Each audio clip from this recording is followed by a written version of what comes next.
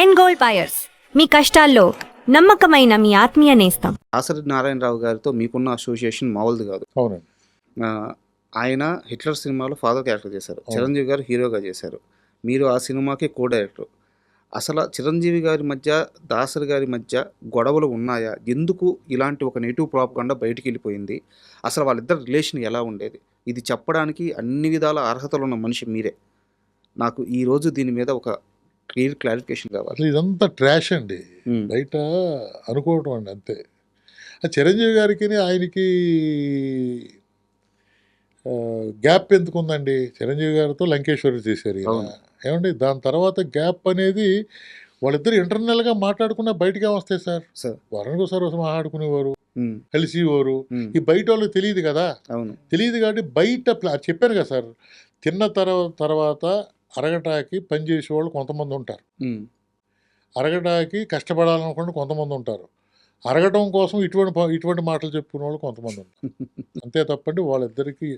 ఈరోజు నేను ఫేస్బుక్లో ఎప్పుడో ఆయన అన్న మాట ఇప్పుడే జస్ట్ మీ దగ్గరికి వచ్చిన తర్వాత 5 నిమిషాలు కూర్చోండి అంటే ఒక మ్యాటర్ వచ్చింది. అది ఎప్పుడే నేను చూసి దాన్ని స్క్రీన్ షాట్ తీసి పక్కన పెట్టాను. ఈ విషయం నాకు తెలుసు, సార్. తెలిసినా మళ్ళీ మర్చిపోతానేమో అని చెప్పి స్క్రీన్ షాట్ తీసానండి. ఒకసారి చూడండి. అది ఏంటంటే,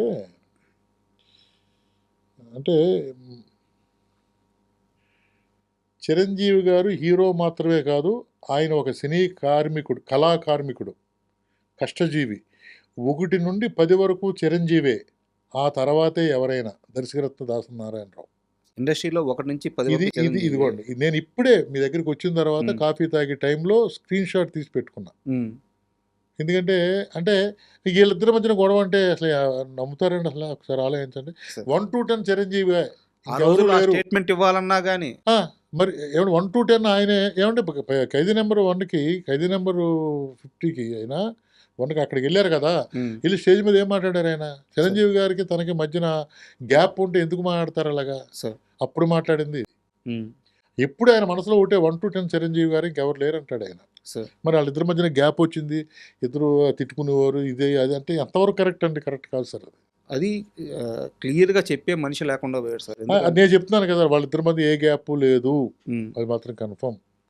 ఎందుకంటే వాళ్ళ ఫ్యామిలీకి వీళ్ళ ఫ్యామిలీకి అల్లు రామలింగయ్య గారు, మన ఎవరు అరవింద్ గారు చిన్నప్పటి నుంచి తిరిగినది అంత. అటువంటి ఫ్యామిలీలో ఎందుకు వస్తుందండి? సార్. అంటే రోజు భుజాల మీద తిరగకపోవచ్చు సార్, ఉమ్, ఉమ్, ఉమ్, కానీ ఇద్దరు రిలేషన్షిప్ ఎందుకు పోద్దండి? ఇప్పుడు ఎక్కడైనా గొడవ పడ్డారా? లేదు కదా. అవును. ఏదో మాట అనుకున్నారా? లేదు కదా. అవును. మరి ఎందుకు వీళ్ళు డిసైడ్ చేసేస్తారు ఎవరి మట్టుకాళ్ళు వాళ్ళిద్దరికి గొడవలు ఉన్నాయి, వాళ్ళిద్దరికి గ్యాప్ ఉందని? ఉమ్, కరెక్ట్ కాదు కదా సార్. నాకైతే మాత్రం నాకు తెలిసి ఉండగా వాళ్ళిద్దరికి ఏ గ్యాప్ లేదనేది నాకు తెలుసు. సార్. ఎందుకంటే దాసనారాయణరావు గారు మినిస్టర్ అయిన కాడి నుంచి ఆయన పోయే వరకు ఆయన పక్కనే ఉన్నాను. హాస్పిటల్లో 80 రోజులు నేనే ఉన్నాను. A to Z ఆయనకు వాట్ ఈజ్ వాట్, ఆయన విషయాలన్నీ తెలుసు, ఆయన ఫ్యామిలీ విషయాలన్నీ తెలుసు నాకు. సార్. ఆయన కొన్ని విషయాలు ఎవరికీ చెప్పని విషయాలు నాకు చెప్పిన రోజులు ఉన్నాయి. సార్. కాబట్టి ఆయన ఎప్పుడు చూసినా సార్ ఆయన ఒక విషయం చెప్పాలి సార్ ఆడియన్స్కి. రాత్రి 2:30, 3 వరకు సినిమాలు చూసేవారండి ఆయన, దాసరి గారు. దాసరి గారు. ఉమ్, అప్పటి వరకు మేము ఉండేవాళ్ళం, ఉమ్, నేను రాజేంద్ర. ఆయన వెళ్ళమని వరకు వెళ్ళేవాళ్ళం కాదు. సార్. ఇంకా బయలుదేరండి అయ్యా అనేవారు 2:30కి, ఉమ్, 2:30కి. ఇప్పుడు ఎప్పుడన్నా ఆయన చిరంజీవి గారు సినిమా చూశారనుకోండి, సార్. కష్టపడ్డా ఉమ్, ఇలాగనేది. ఉమ్, ఎవరు లేరు అంత కష్టపడ్డ వ్యక్తి, ఉమ్, అంత కష్టంతో పైకి వచ్చిన మనిషి. ఓపెన్గా చెప్పేవారు. ఓపెన్గా మాతో ఉమ్, సపోజ్ ఆ సినిమా అప్పుడే ఇన్సిడెంట్ జరిగింది అనుకోండి, అది కూడా గుర్చేసేవారు. ఉమ్, అప్పుడు అలా జరిగింది, ఇలా జరిగింది. వాళ్ళిద్దరి మధ్యన గొడవలు అనేది అంత ట్రాష్ అనేది నమ్మొద్దు. సార్. సార్, ఇంకో కాంట్రవర్సీ కూడా దాసరి గారి చుట్టూ నడుస్తూ ఉంది. దాసరి గారి మరణం చుట్టూ బయటికి ఏదేదో ఆయన ఆ మెడిసిన్ వాడేదో, ఆ ట్యాబ్లెట్స్ వాడేదో, ఆపరేషన్ చేయించుకున్నారు, ఇలా రకరకాల కాంట్రవర్సీలు నడుస్తూ ఉన్నాయి. యాక్చువల్గా నేను దాసరి గారి బిడ్డల ఇంటర్వ్యూ కోసం, వాళ్ళ కొడుకుల ఇంటర్వ్యూ కోసం సంవత్సరం రోజులుగా ట్రై చేస్తున్నాను. చాలా క్లారిఫికేషన్స్ కావాలి. అంత పెద్ద డైరెక్టర్, దర్శకరత్న, ఆయన చుట్టూ ఎలాంటి నెగిటివ్ ప్రాపగండా జరగకూడదు అన్నది నా అభిప్రాయం. ఆయన మరణం మీద మాత్రం ఇప్పటికీ అది అలాగే ఉండిపోయింది. అసలు ఆయన మరణం వెనక ఏం జరిగింది? ఏం జరుగుతుంది అంత? అది కూడా చెప్తున్నాడు కదా సార్. ఇప్పుడు రకరకాలుగా మాట్లాడుతారు. ఆయన ఆపరేషన్ చేయించుకున్నారు, ఉమ్, అది వికటించింది, ఉమ్, పోయారు, అంతే. దాంట్లో వెనకాల వాళ్ళు ఉన్నారు వీళ్ళు ఉన్నారు అనేది ఇదంతా ఉత్తిదేనండి ఉమ్. ఇంతవరకు. దాంట్లో వేరే లేదు నాకు తెలుసున్నంత వరకు. కానీ నాకు తెలియదు ఏమైనా జరిగిందేమో నాకు మీకు తెలియదు. తెలియదు ఏముంది మొత్తం ఇండస్ట్రీలో దాసరి గారి గురించి చెప్పాలి అంటే రాజా చెప్తాడు, రాజావనం రెడ్డి చెప్తాడు. ఎందుకంటే చివరి రోజుల్లో పక్కన ఉంది ఆయనే. అండ్ శివాజీ రాజా గారు వచ్చారు నా ఇంటర్వ్యూకి. శివాజీ రాజా గారు కూడా ఆ ఇంటర్వ్యూలో చెప్పారు, నేను వెళ్ళి లాస్ట్ రోజుల్లో అంటే సార్తో నాకు ముందుగా గ్యాప్ వచ్చింది, ఆయన చివరి రోజుల్లో ఆ గ్యాప్ పూడ్చుకున్నాను. అప్పుడు కూడా ఆ ఇంటర్వ్యూ అయిపోయినాక ఆ ప్రస్తావనలో కూడా మీ గురించి చెప్పారు ఓకే ఓకే శివాజీ రాజా గారు. సో ఆయన కొడుకు కంటే ఎక్కువగా ఉండేవాడు, పక్కనే ఉండేవాడిని సార్. సార్ అంటే ఆయన తెల్లవారుజామున 5 గంటలు లేపి నిద్ర లేపి 5:30కి వాకింగ్ తీసుకెళ్ళాను 3 నెలలు అంటే ఆలోచించండి. సార్ అంటే ఆయన దగ్గరికి నేను 4:30కి వెళ్ళాలంటే నేను ఎన్ని గంటలు లేసి ఉంటాను. అలాగా మా ఇద్దరి మధ్యన గురు శిష్యులు ఆయన నాకు గాడ్ ఫాదర్ తండ్రి అంతే. నా ఎందుకో మా ఇద్దరికి అలాగా ఆయన నేను లేకపోతే ఆయన భోజనం లేని రోజున భోజనం లేకుండా అంటే పిలిచి రాజా ఉన్నాడా భోజనానికి అని చెప్పి అడిగి భోజనం చేసేవాడు. అందుకోసం అని చెప్పి నేను ఉండి భోజనం చేసి వెళ్ళేవాడిని. సార్ అలాగా మా ఇద్దరిది ఎందుకో భగవంతుడు ఏ రుణం ఆ రోజుల్లో నాకు ఆయన దగ్గర ఉండటం నా ఇదంతా హ్యాపీ, ఆయనకి సేవ చేసుకోవటం భగవంతుడు నాకు ఇచ్చిన అదృష్టంగా ఫీల్ అవుతానండి. సార్ నేను దాసరి గారి కుటుంబ విషయాల గురించి అడగట్లేదు, ఎందుకంటే వాళ్ళ మనుషులు ఇక్కడ లేరు కాబట్టి మాట్లాడుకోవడం తప్పు. ఆ గొడవల గురించి మాట్లాడట్లేదు. ఇప్పుడు వాళ్ళ ఫ్యామిలీ ఎలా ఉంది, అంతా సర్దుకున్నాయా? ఏం సర్దుకోవటం అండి, అసలు ఒక విషయం జరిగితే దాన్ని రేటింగ్ కోసం మీ ఇష్టం వచ్చినట్టు చెప్పేస్తారు. ఇలా అంటున్నాను ఏమనుకోకండి, సార్ ఎవరిష్టం ఆడిది. చూసి ఏం జరిగింది అన్నవాళ్ళు ఎవరు లేరు కదా సార్. ఆ ఇంట్లో గొడవలు ఎందుకు ఉన్నాయండి? సార్ అప్పుడు ఏదో మీడియా ముందుకు వచ్చి ఈ సార్ మీడియా ముందుకు రావడానికి ఆ రోజు నైట్ ఏమండి రకరకాలు జరుగుతూ ఉంటాయి. ఆయన మీదకి ఎందుకు వెళ్ళాలి? ఏమీ లేదండి, ఇద్దరు కొడుకులు హ్యాపీగా ఉన్నారు, ఇద్దరు మనవాళ్ళు, ఆయన గురుగారు మనవాళ్ళు లేరు, మనవాళ్ళే హ్యాపీగా ఉన్నారు. పోతే ఎవరు కూతురు డాక్టర్ గారు ఆయన హ్యాపీగా ఉన్నాడు, రాత్రే కలిశాను. నేను మొన్న పొద్దుట అరుణ్ బాబుతో మాట్లాడాను, అంతా హ్యాపీగా ఫ్యామిలీ అంతా హ్యాపీగా ఉన్నారండి.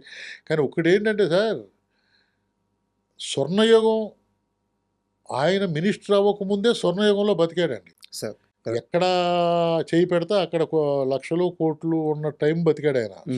స్వర్ణయుగం చూశాడండి. ఎవరు చూశారు? దాసరి గారు చూసిన స్వర్ణయుగం ఎవరు చూశారు? ఆయన మినిస్టర్ అయిన తర్వాత స్వర్ణయుగాన్ని వదులుకున్నాడేమో అనిపిస్తుంది నాకు ఓపెన్గా. బొగ్గు రాసుకున్నాడు ఆయన, ఎర్రగా ఉన్న మనిషి మినిస్టర్ అయ్యి అనవసరంగా బొగ్గు రాసుకున్నాడేమో అనిపిస్తుంది. కానీ స్వర్ణయుగంలో బతికాడు, అందరూ స్వర్ణయుగం ఉన్నారు.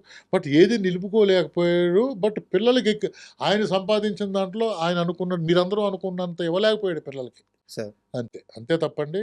అలాగని చెప్పి వాళ్ళు ఇచ్చారు అంటే ఇవ్వలేదు, ఎంత కావాలో అంత ఇచ్చాడు. ఆయన సంపాదించిన దాంతో పోలిస్తే ఇవ్వలేదు. ఒకరికి చెప్పాలంటే ఆ స్వర్ణయుగంలో సంపాదించిందంటే వాళ్ళకే చెందుద్ది, అంత ఇవ్వలేకపోయాడు ఆయన. ఎందుకంటే దానకర్ణుడు, దానాలు చేసేవాడు, రోజుకి 70 మంది 80 మంది భోజనం చేసేవారు. డైనింగ్ టేబుల్ మీద 12 మందికి పంచపక్ష పర్వం అన్నారు, పొద్దున్న సాయంత్రం భోజనాలు ప్రతిరోజు. నాకు తెలుసుండగా ఆ ఇంటికి వచ్చే ఆయనకి సినిమా ఉన్నా లేకపోయినా 7 లక్షలు అవుద్ది. 2 లక్షల రూపాయలేమో పేదలకు పంపుతాడు. మరి డబ్బులే ఉంటాయండి. తర్వాత అమ్ముకుని పంపించేవాడు, అమ్ముకుని భోజనం పెట్టేవాడు. మరి సంపాదన లేనప్పుడు అమ్ముకునే పెట్టాలి కదా, ఆస్తులు అమ్మి దానం చేసి. మరి దానం చేస్తే తప్పదు కదా. ఇల్లు ఆయన ఒకదానికి అలవాటు పడ్డాడు. సినిమా లేదని మానేయలేడుగా. ఇప్పుడు నేను కారు తిరుగుతున్నాను, సినిమా లేదు, పెట్రోల్ డబ్బులు లేవని చెప్పి కారులో లేక నడుచుకుంటూ వస్తున్నాను. ఇక్కడ పిల్లలు మీరు ఈ రోజుని సినిమాకి కొన్ని మెయింటెనెన్స్ ఉంటాయండి. సరే ఇదైతే మన పర్సనల్, మన మెయింటెనెన్స్ ఏదైనా అది కూడా అంతే కదా సార్. ఇప్పుడు రాజనారాయణరావు ఇంటికి వెళ్తే భోజనం ఉంటుందని ఒక 80 మంది అనుకుంటారు. ఆ నమ్మకం పోకూడదు కదా. పోకపోతే ఏం చేయాలి? లేవు ఆయన దగ్గర, ఏం చేయాలి? ఆస్తులు అమ్ముకుంటూ వచ్చాడు.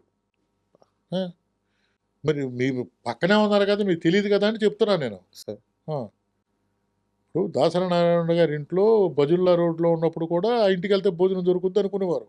ఇక్కడికి వచ్చిన తర్వాత భోజనం దొరుకుతుందని అనుకున్నారు. మినిస్టర్గా ఉన్నప్పుడు పెట్టాడు. మినిస్టర్ అయిన తర్వాత ఆయన దగ్గర డబ్బులు ఉన్నాయి అది ఇది అనుకున్నారు. లేదు, ఆయన ఆస్తులమ్మి భోజనాలు పెట్టి మెయింటైన్ చేశారు ఆయన. చెప్తుంటే నాకు కళ్ళలో సార్ అది కొంతమందికే తెలుసు సార్. అది అంత గొప్ప మనిషి మీద సార్ రాజకీయాల్లో కూడా మళ్ళీ ఆరోపణలు. ఎవరున్నారండి ఇప్పుడు సినిమా ఇండస్ట్రీకి? ఎవరున్నారు? సినిమా ఇండస్ట్రీ దాసరి ఉన్నప్పుడు లేనప్పుడు అనే నిర్ధారణ చేసుకుంటే ఉన్నప్పుడు ఏం జరిగింది, లేనప్పుడు ఏం జరుగుతుంది? ఆ దిక్కు లేదు కదా. మరే ఎవరికి దిక్కు లేదయ్యా. దిక్కు అంటే సార్ ఒక పెద్ద లేడు సినిమా పెద్ద ఇండస్ట్రీకి, పెద్ద దిక్కే. లేదు, పెద్ద లేదు. ఏదైనా ఉంటే చిన్న గొప్ప చిరంజీవి గారు చూస్తున్నారు తప్పండి. ఆ పెద్ద దిక్కు పోయింది కదా, చిన్న లైట్ బాయ్ దగ్గర నుంచి చచ్చిపోయే రోజు అందరికి వరకు. ఆ, 26వ తారీఖు ఆయనకి ఆపరేషన్ అయ్యి హాస్పిటల్కి వెళ్ళే వరకు రోజుకి 70-80 మంది భోంచేసేవారు. నెలకి 7 లక్షల రూపాయలు కార్లకి, జీతాలకి గీతాలకి అయ్యాయి.